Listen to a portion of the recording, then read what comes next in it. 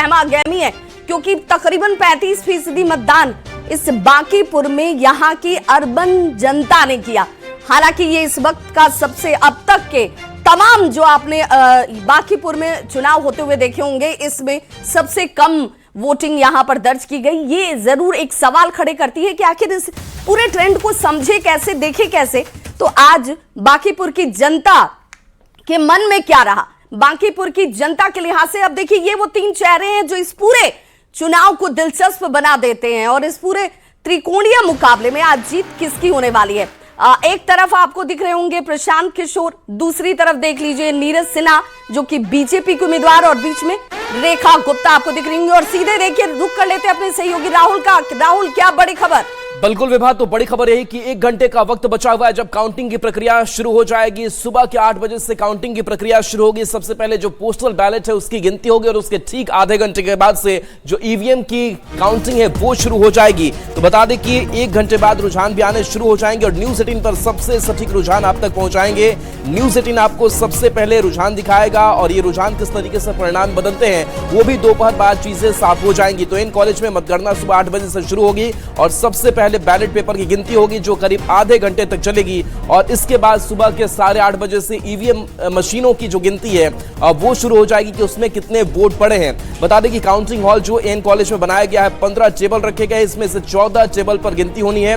सुबह 9 बजे के बाद से उम्मीदवारों के जो रुझान है वो सामने आ जाएंगे। दोपहर बाद तक तस्वीर जो है वो भी सामने आ जाएगी।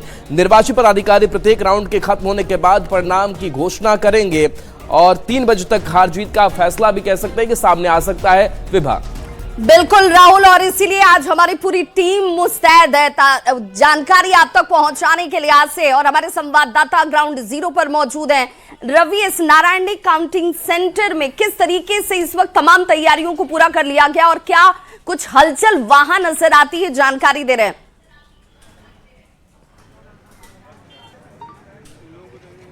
बांकीपुर विधानसभा के हुए उपचुनाव में आज फैसले का दिन है और मतगणना जो है वो शुरू हुई है। और आपको बता दें कि यहाँ पे एन कॉलेज के पास जो है वो भारी संख्या में जो है पुलिस बल लगाए गए हैं और यहाँ पे जो तमाम दलों के जो प्रतिनिधि हैं वो यहाँ पे एन कॉलेज में प्रवेश कर रहे हैं और यहाँ से उत्साह जो है वो देखा जा रहा है।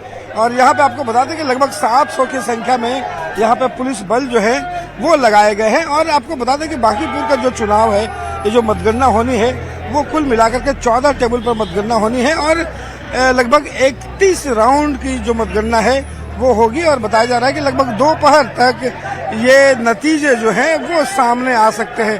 तो कार्यकर्ताओं का उत्साह और साथ में यहाँ पे पुलिस बल की जो तैनाती है, यहाँ पे डीएम से लेकर के एसएसबी तक तमाम लोग जो हैं वो एक्टिव हैं। और यहाँ पे बता दें कि लगभग दोपहर होने तक जो है वो नतीजे जो है वो सामने जो है वो आ जाएंगे। तो आखिर बांकीपुर उपचुनाव का जो है जो विजयी उम्मीदवार है वो कौन होगा, इस पर सबकी नजरें जो टिकी हुई है।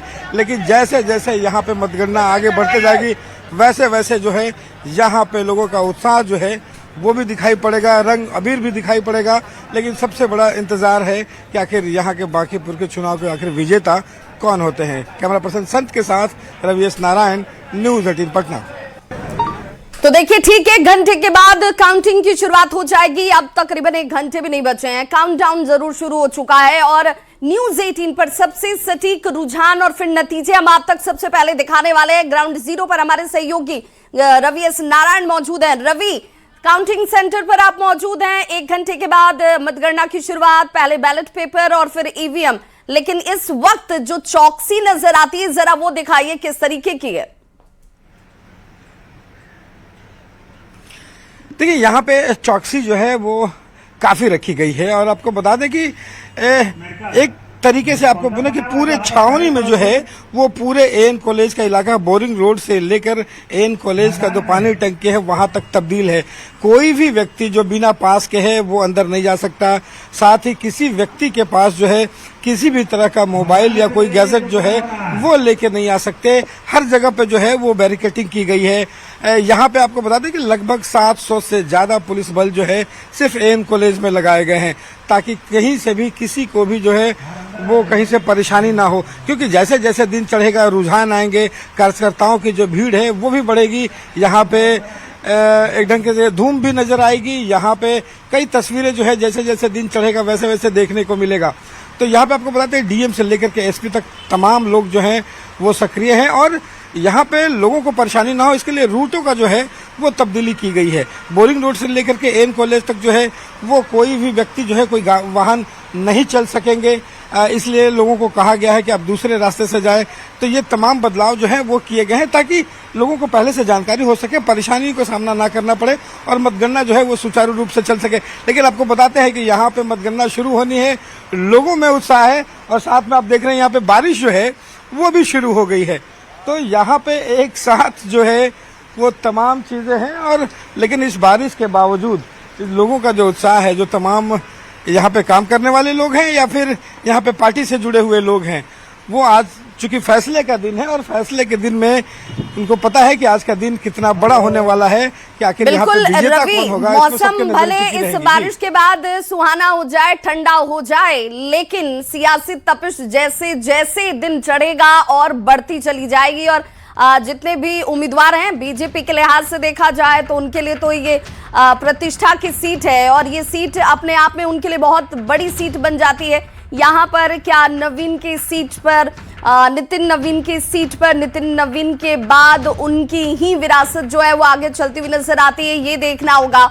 या प्रशांत किशोर जो अब तक दावे करते रहे हैं उन दावों में कुछ बल है, कुछ ताकत है, वैसी कुछ परिस्थितियां नजर आती हैं। या रेखा गुप्ता जो कह रही थी कि भाई जनता का आशीर्वाद उनके साथ है, तो आज जनता जनार्दन के आदेश का ही दिन है। जनता का फैसला आज ईवीएम से निकलकर बाहर आने वाला है।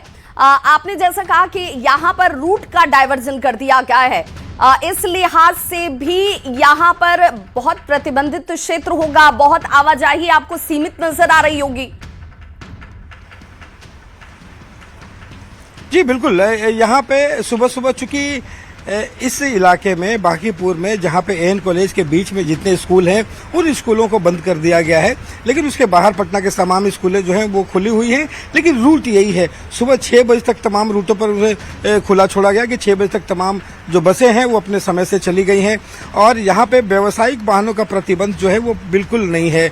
बोरिंग रोड से लेकर के एएन कॉलेज तक और दूसरी तरफ राजा पुल से लेकर के हड़ताली मोड़ तक जो सीधी रोड जाती है वहाँ पे व्यावसायिक जो वाहन है उस पर प्रतिबंध लगाया गया है।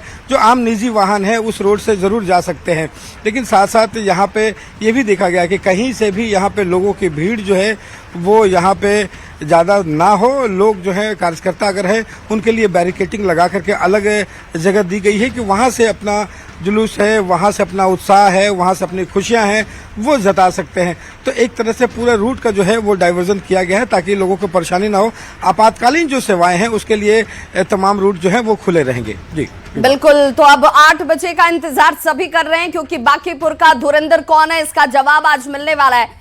लेकिन बांकीपुर की अगर खासतौर पर बात करें रवि एस नारायण, चूंकि आप ग्राउंड रिपोर्ट हमेशा से करते रहे, कई इलेक्शंस में आपने कवरेज की है ग्राउंड से, बांकीपुर में अब तक का सबसे कम वोटिंग का होना, क्या ये एक अर्बन क्षेत्र के लिए जो एक तरीके से टैबू लगा हुआ है कि भाई यहाँ के लोग निकलते नहीं है, प्रबुद्ध तो होते हैं लेकिन अपने वोट करने के लिए वो घरों से नहीं निकलते हैं?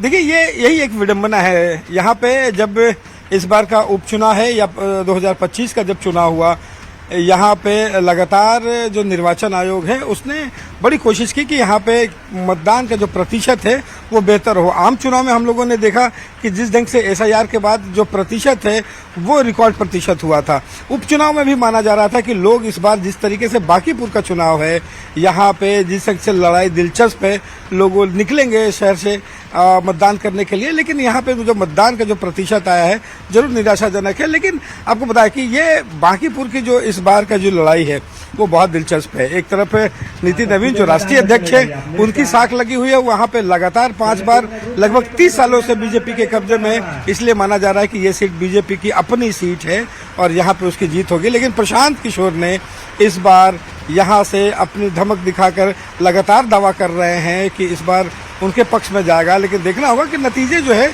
उसमें कैसे बदलते हैं ये उनके जो दावे हैं। लेकिन इतना तो जरूर है कि आरजेडी की तरफ से रेखा गुप्ता एक बार फिर से आई है और ये पूरा मुकाबला जो है त्रिकोणीय हो गया है। तो यहाँ पे अब देखना होगा कि 9 बजे से जो रुझान शुरू होगा, माना यह जा रहा है कि रुझान जैसे जैसे बढ़ेगा उसमें बहुत तब्दीली जो है आश्चर्यजनक ढंग से नहीं देखने को मिलेगी। जैसे कई आम चुनाव में हम लोग देखते हैं कि आगे और पीछे, लेकिन यहाँ माना जा रहा है कि इस पूरे 422 जो बूथ है वो लगभग अर्बन एरिया के हैं। लेकिन उसमें देखना होगा कि कैसे जो है वो रुझान सामने आता है और हर पल की जानकारियां जो है न्यूज़ 18 सबसे पहले देता रहेगा। और बिल्कुल रवि, आप ग्राउंड